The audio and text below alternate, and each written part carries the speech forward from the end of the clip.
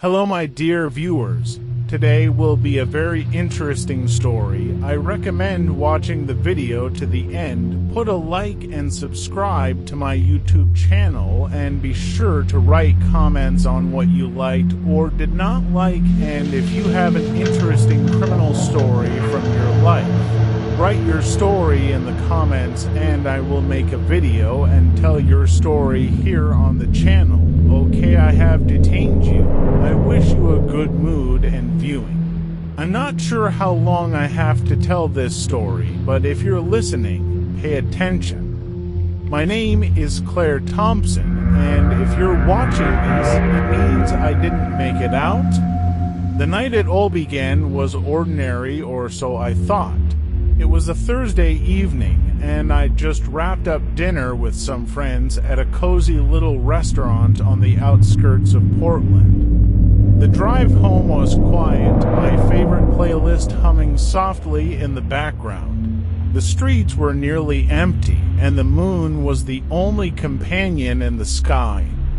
Then it happened. A sudden jolt of a car slammed into me from behind.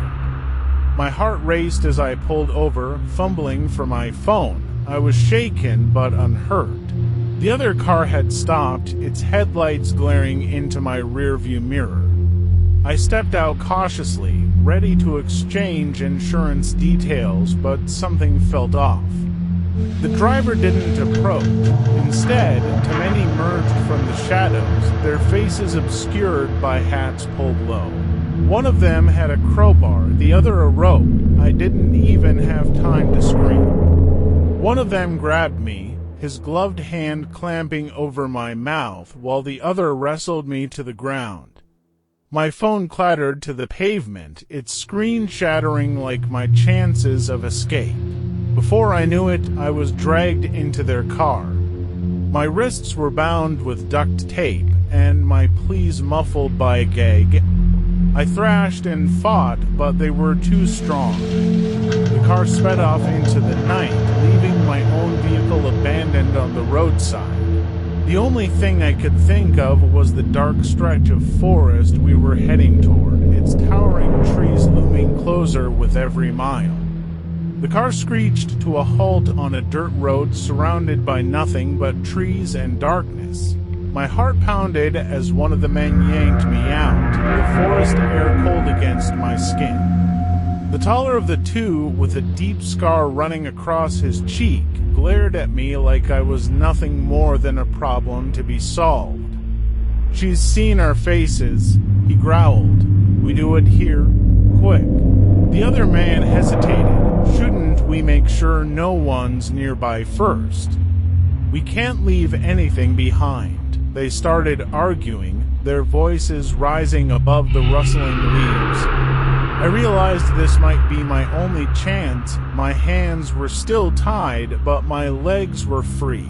I felt the adrenaline surge through me, silencing my fear. When Scarface turned his back, I ran. Branches scratched at my face, and the uneven ground threatened to trip me, but I didn't stop. I could hear their shouts behind me, their footsteps crashing through the underbrush. My breath came in gasps as I pushed deeper into the woods, the darkness swallowing me whole. I didn't know where I was going, but anywhere was better than where I'd been. After what felt like forever, I found a fallen tree to hide behind. I crouched low, my heart pounding so loudly I was sure they'd hear it. Their voices grew faint, then disappeared entirely. For a moment, I thought I was safe, but then I realized I had no idea how to get out. The forest was a labyrinth, and I was utterly lost. The silence was suffocating. My breath echoed in my ears as I peeked over the fallen tree, no sign of them. Just darkness and the faint rustle of leaves in the wind.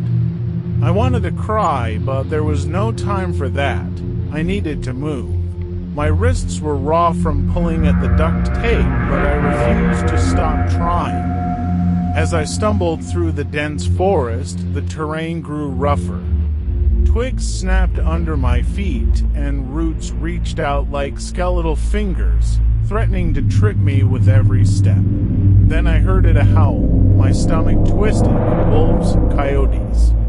I wasn't sure, but the thought of being hunted again sent a chill through me. I trudged on, my legs aching and my throat parched. The forest was endless, an oppressive wall of trees that blocked out any hint of direction. Panic bubbled in my chest as I realized I hadn't heard the men in hours. That should have been a relief, but it wasn't, because now I wasn't sure which was worse, them or the forest itself. The ground beneath me grew soft, almost spongy, the reek of damp earth and decay. I stumbled into a clearing, illuminated by slivers of moonlight. For a moment, I thought I saw something move in the shadows, something massive. My breath caught. I froze, waiting, listening. But it was gone, if it had ever been there at all. I pressed forward, my steps cautious, the eerie silence thickening around me.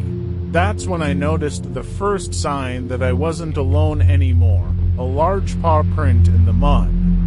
Too big to be a dog, too fresh to be abandoned. I swallowed hard, my body trembling. Whatever made that print was still out there, and it was closed. I stared at the paw print, willing it to be an illusion. But the deep grooves in the mud told a different story. It wasn't just fresh, it was massive. My pulse raised as the realization hit. I wasn't alone. The forest, once silent, came alive with strange sounds. The crunch of leaves, the snap of a twig, a low, guttural noise I couldn't place. Every nerve in my body screamed at me to run, but I couldn't tell which direction was safe. Then I saw it. In the pale moonlight, a shadow moved between the trees, large and lumbering, its bulk shifting with a terrifying grace. My mind raced, trying to process what I was seeing. A bear. A massive one. It hadn't seen me yet, but that didn't matter. My heart pounded so loudly I was sure it could hear it. I ducked low, praying the shadows would hide me. The bear sniffed the air, its head turning slowly. It knew I was here. I backed away as quietly as I could, each step feeling like a gamble. My foot landed on a branch, and the sharp crack echoed like a gunshot. The bear's head snapped in my direction, its dark eyes locking onto me. I bolted. The forest blurred around me as I sprinted, adrenaline pushing me past the pain in my legs. I didn't look back. I didn't want to see how close it was. But I could hear branches snapping, heavy paws pounding the earth. It was chasing me. The uneven terrain betrayed me, and I tripped, falling hard onto the ground. My hands were still bound, making it impossible to catch myself. Pain shot through my side as I rolled onto my back, gasping for air. The bear emerged from the shadows, its enormous form towering over me. Its breath was hot and heavy, its teeth gleaming in the dim light. I scrambled to my feet and ran again, desperation fueling my every move. But deep down, I knew the truth. I couldn't outrun it. My lungs burned, and my legs felt like they would give out at any moment. The forest was alive with the sound of the bear crashing through the underbrush behind me. Every instinct told me to keep moving, but I was running out of strength and time.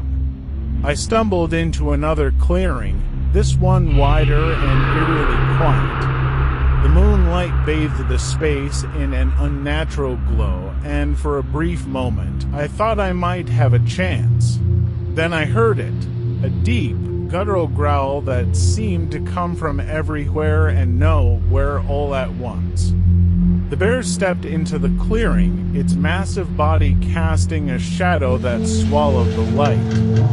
Its dark eyes locked onto mine, and blinking and predatory. I froze, every fiber of my being telling me to run, but my legs wouldn't move. I glanced around, searching for anything I could use as a weapon, but there was nothing.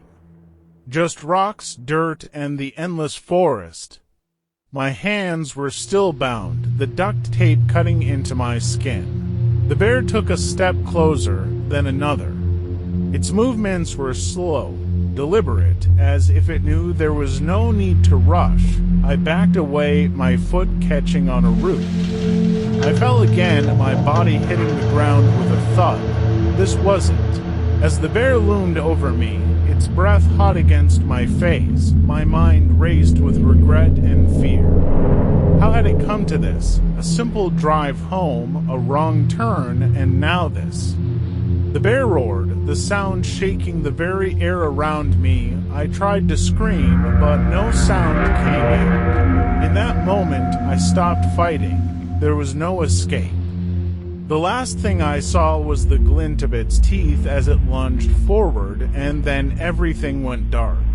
Thank you for watching this video to the end. Please subscribe to my YouTube channel. This will help me work better and faster for you. I would be grateful, so watch my other videos.